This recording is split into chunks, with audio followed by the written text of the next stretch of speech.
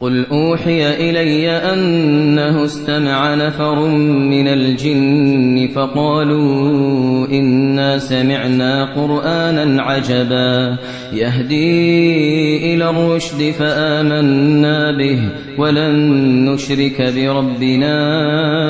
أحدا وأنه تعالى جد ربنا ما اتخذ صاحبة ولا ولدا وأنه كان يقول سفيهنا على الله شططا وأنا ظننا